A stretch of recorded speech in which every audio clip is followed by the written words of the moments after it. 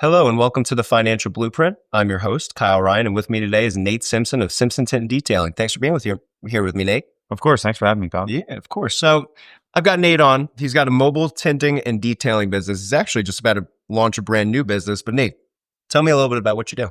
So what we do is we're a mobile tint and detailing business that started about 3.5 years ago. Okay. We come to you. That's our big selling point. And we specialize in vehicle detailing where we get into interior, exterior, paint correction, and we do automotive window tint as well as window tint on homes. Okay. And what makes you a little bit more unique, why I love using you, you're mobile. You're going to go where your customer is. Is that about right? That's exactly right. The only thing that we require when we're doing an exterior of a vehicle is just your water hookup. We bring our own hose, we bring our own electricity, we have our own generators. Everything is fully mobile inside of a van. Open up our door, we set up, we do our thing. Damn. And the next thing you know, you come out from work, home, wherever you are, and you have a clean vehicle or a tinted vehicle. I know it. I love when you come by the office, you give you my keys, you do your thing, I come out to a beautiful vehicle. So it works out really well.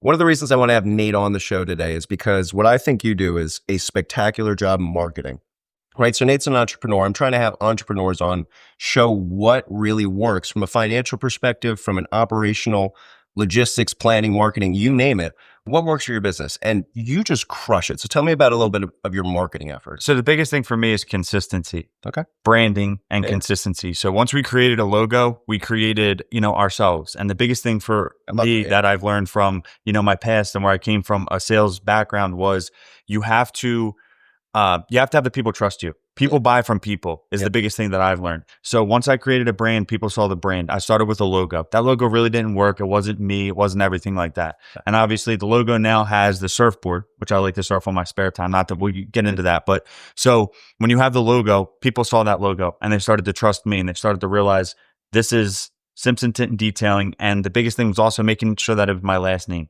Because now when I do the work and I seal the deal, I'm the one that did it and I'm passionate about what I do, as you can tell. Yep. So it was the biggest thing was branding and consistency. And then the best thing was when I finally got myself out there on social media, I would show people that I'm the one doing the work. Once they saw my face, they realized, okay, it's not just a logo. It's not just, this company that comes out and cleans your car. And they might have the 5-star reviews here, or they might have, the presence on social media. But now they know that I'm the person that actually comes out, does the work, and makes sure that you as the customer are happy with the work. Did you start doing that right away in terms of making the videos? So you create the brand, you create the logo, you create the brand, you create that presence yourself, right? So that you really are authentically your business. Did you immediately, as soon as you started getting customers, start to film yourself doing the work? Is that something you did over time? And how did that impact your business? So I actually didn't. Okay. The thing I started off with was before and after pictures. And people would see, this is a dirty car, this is a clean car.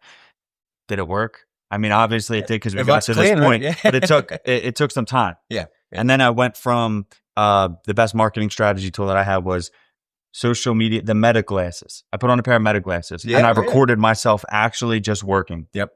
15 to 30 seconds of just me working was when I started to see the social media views over 30 days just being like 60,000, 70,000, 80,000 views. And that was just from every single day posting, every single day trying to change it up and letting you see the things that I'm doing, the stuff that I'm touching, how I'm doing it. Just because you can see exactly how I'm doing it doesn't mean that you're going to do it yourself because you don't have the tools and things like that. But that was the biggest thing was I didn't start doing that until I would say about 2 years in. It was just pictures and that got me very far, but it was a lot more time. I was also spending a lot more time taking a picture, not editing the picture, but putting my watermark on the bottom with my logo and trying to let people see that. And then I would realize I'm spending all this time trying to create these photos that are going up. They look good and everything like that, but I can just record on my phone for 15 to 30 seconds, post it up, no editing, no filters, and anything. And it's right there. So it's a feedback loop. Right? You tried certain things work, some things got you where you are today, but ultimately you're just kind of learning as you go and adjusting. It's a beautiful thing about the small business, right? You could adjust to what's working over time. The idea of filming what you're doing, right? Because the before and after picture, you see that it's like poof, it's done, right? You see the satisfaction, you see the end job, but seeing you do it, right? Like everyone's watched videos of, power line, anything like that, vacuuming. It's the process, right? That's the cool stuff. Seeing the before and after, the process is really interesting. As you see the views of your videos grow, your social media presence growing, is that a direct correlation to how many people are reaching out to you? Yeah, it is. Okay. And it happens very quickly too, because you realize they take the video, they take a picture, they take whatever they have, Yep. and they're like, "I saw you on social media. I saw you on a group. Yeah. I saw you on, whatever they saw me." Yep. And or I'll be at a business, networking group, and the first thing someone says to me is, "Every time I'm opening up Facebook, I see your face." Yeah. Well, when you think about me is when you're seeing me every single day. Just Yep. like going back to branding, one of the best things that we did was we put an oil change sticker. When you go to get your oil change or anything like that, they put a sticker in the top corner. Yep. We came up with, we should put our information on there. Thanks for getting shined and shaded with Simpson Tint Detailing, and a rough date about 6 months out. So now you're driving down the street, you're looking at your car, Right. realizing, Yeah. oh, up in the corner, my car's really dirty. I gotta call them. Yeah. So just the little things like that really kept us in repeat. So now that we have gotten past, I would say, the hardest part of business, which would be the first couple of years of making sure that, you simplify the process. Yep. You find out what works for you, what makes you profitable, what makes the customer happy, what you can get done in the fastest amount of time, but still make the work better. Yeah. The best quality you can do was, I took time. And after that happened was really when, things got good. That visual reminder is a great idea, honestly, because, just like the oil thing you mentioned, right? You see that, you think of it. I see a fry in the little corner of my car or something. I think of you. I'm like, I got to get Nate out here again, clean this thing. So having those visual reminders is really impactful. But when you started detailing, right, you really had many hats to wear. You started a business. Not only are you the operator, you're the one doing it, but you're also thinking of the branding, the logistics. How do I grow this business? Now you've really grown the business. Your brand awareness is there. How do you look at your role as an operator as you've scaled? So that was the hardest part for me. Yeah. And being in business, I figured out that I can do the work, I can do everything like that. That was the easy part. The hard part was going back and looking at, okay, was I profitable this month? Did this work? Yep. Should I change this? Do we need to do this? Coming up with different strategies, or especially the wintertime. That was the hardest thing also, realizing this wintertime's coming up. Yep. So I would say taking the time to remove yourself from the business and not just being in the business every single day and working every single day really lets you see where you are financially. And if you don't know where you are financially, like if you were to ask me in the beginning, in the first year or two, and you were like, how much, what have you made? What was your gross? I'd sit there and I'd be like, because I didn't really understand where I was. I wasn't, in the place where I was. And then when I removed myself and I was like, oh, okay, this is how you run a business. Yep. I then realized I can also run another business without having to actually be in a business, which I'm sure we'll get into. But that was the biggest thing, when I can remove myself and see it from the outside. Yeah. And not have to be in it every single day, is when you graduated from survival mode. Yes, that was exactly what it felt like. Yeah. It really was the survival mode. That was what people told me when I went into starting a business. They said that was going to be the hardest time is the first couple of years. And if you can just get through those first couple of years. That's when most businesses fail, because it's not just having the right type of business. It's understanding over time, how do you build the business? You can't just be really good at what you do, because if you're really good at what you do, people might hear about you, might get referrals, but building that branding is so important. So you briefly mentioned another little thing that you're doing. Tell me about this little other thing that you're starting. All right, so this one's very exciting. Yeah. It's so crazy, because it's like starting something and being in it and every day and wanting my name on it. Now finally starting a business that it's not. The business is Dookie Dispatch. Okay. I know everybody laughs. It's okay. Okay. I can't say the full phrase behind it, but we picked that stuff up is basically where I'm getting at. Yep. And we come to your house as a pet waste removal service. We're based out of Philadelphia and Bucks County. We're only going to be servicing 3 zip codes to start. We're going to be launching in July. Yep. And that's when the boots on the ground are going to happen. Yeah. But going back to branding, I'm already starting with the branding now. I'm already building the website. I'm already building the following. And it all started just by, again, small business. Being in business myself, I can ask the customers while I'm there. I'm in a house in a zip code that I'm going to service in the future. And I go, vacuuming a car, you have pet hair. What do you do with your dog poop? Yeah. And they go, oh, well, I pick it up. And I go, cool, there's a problem. Yep. Would you pay someone to pick it up? Yep. And they go, yeah, I sure would. Do you know somebody?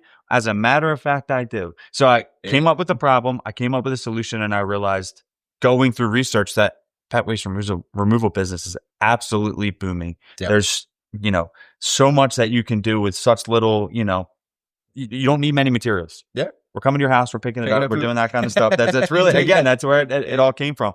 So that's what's happening. Yeah. And that's going to be the new business that I'm going to be able to not necessarily work in every single day. Okay. But work from the outside because I have the power partners around me, the other businesses that I know from being in these networking groups that I realized that I didn't know when I started Simpson Tint Detailing, that will take me to the next level, take it to the next level without me necessarily having my hands in everything like I thought you had to do when you started a business. You don't have to be the person with your hands in everything to make it what you need it to be. That's what I really wanted to get into. So you hit it right on the head, right? So one of the things that's really, when you started marketing, the thing that worked well for you was being the face, being the hands, being the business. People know they can trust you.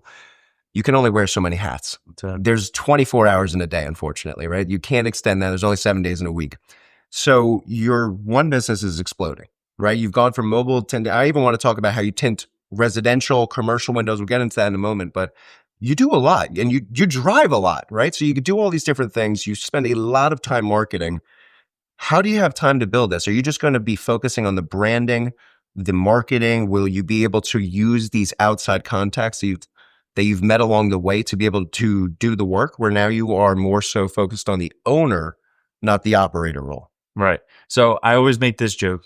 The first business I started, that's my baby. Yeah. Not like the other one's not my baby, that's my baby. So I take the pride in everything that I do. Yeah. And I realize that nothing is a cash grab. You can take money from somebody, go about your day. But at the end of the day, a billboard costs money and you're hoping to get referrals from that.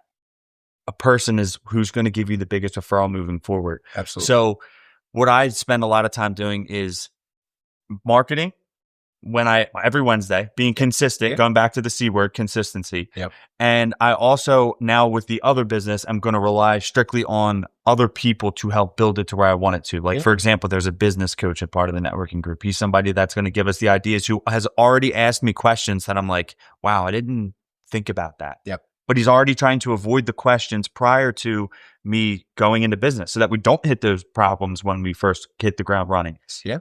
I didn't know. Would you have done that in your first business? But I didn't know them. That's the thing. You know what I'm saying? Yep. I didn't know them. So now that I have this, I want to say power circle of people who I can literally, I call Rolodex. I know it's old school and I'm only 31, but you got the Rolodex in my back pocket that I can just go to and I can say, hey, you know what? I need a staffing agency. We both know her. Yep. I need a staffing agency because I need people to come in here. Well, she's going to solve that problem. That's not a headache that I'm going to have to deal with because I have somebody to deal with that. Yeah. Another person that's dealing with just the website and the marketing. How is this going to happen? How is the CRM going to happen? And all I really have to do is make sure that at the end of the day, my biggest thing is this: consistency with the customers. Yep. I want the customers to be happy. I understand that I'm not going to be the person coming out and picking up the dog poop necessarily. If I have to, you don't get it twisted. I will be the person out there doing it. Yep. But the whole point is that I want them to know when they log onto that website, when they sign up with Dookie Dispatch and they have somebody come out, they know that on that day, someone's going to come out and pick up that poop. Yep. They know that if they, schedule a detail appointment or a tinting appointment for me to come to their house, to come to their home, to detail a car, their actual house. If I'm going, no matter what it is with detailing, they know I'm going to show up. And if it's not going to be myself, I have another team member who's very, very good at what he does, or else I wouldn't send him out. Yep. And we're going to make sure that it gets done. Yeah. And that's just the biggest thing is for me, consistency and staying on task. So with back to your 24 hours a day, I really don't know how I do it. I think coffee is probably one of the main things that keeps us going.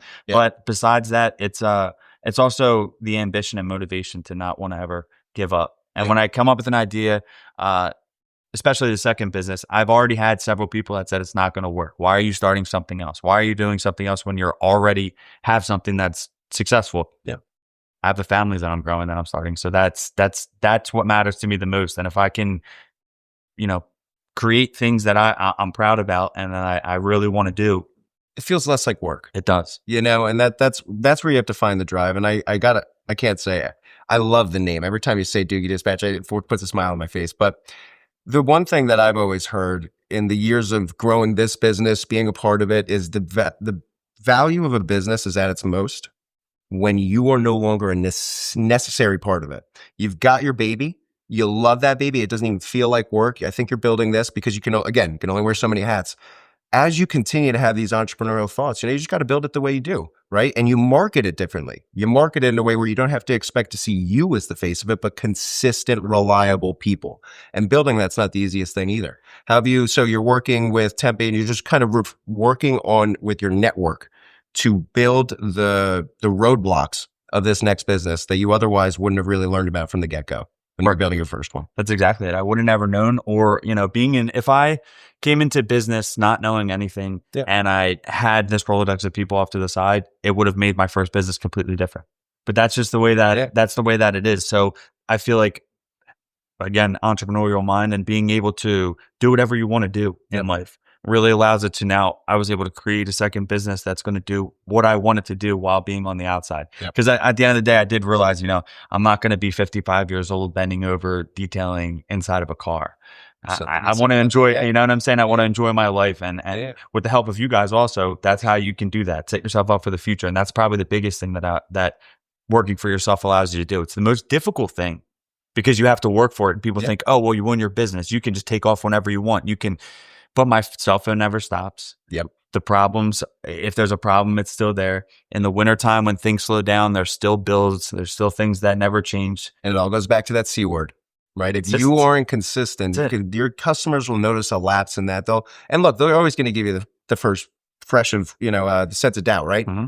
It's okay. Maybe you're busy. Maybe something happened that's unusual. But if it's consistently underperforming, they're going to notice it the same way. So when you're building that business, you really have to be consistently driven. It's your baby and you got to treat it that way. That's it. Right? When you think of other service businesses, just because, I really admire the way that you're building the business, marketing, growing, what's just one other area one general tip you can give a business owner toward how to consistently stay on that driven side of the business? So I say this, you have to want it. That's step one. Absolutely. You have to want it. You have to want to go out there and get it. And if you don't have that want or that drive, everything else doesn't even matter. But I think the biggest thing was something we touched on in the beginning was you want to make sure that you get your face out there with the business. I know, for example, a couple of years ago before I started the business, even when I started networking, I sat in the corner when I came in and it was like, hey, how are you? I'm good. I didn't want to talk to people. It was just quiet. Well, you don't get out there. I wouldn't have been sitting next to you at this desk being able to have this conversation or this podcast without being able to have the ability to talk to people and realizing that when you get out and you talk to people and you network, that's the biggest thing. And then it was also, like I said, having your face on camera. Just you have to have your face on camera and let people see it. Don't be afraid. All content in a way is good content. You want to make sure you just get it out there. If you mess up a word, if you do, whatever it is, but also show them the good and the bad.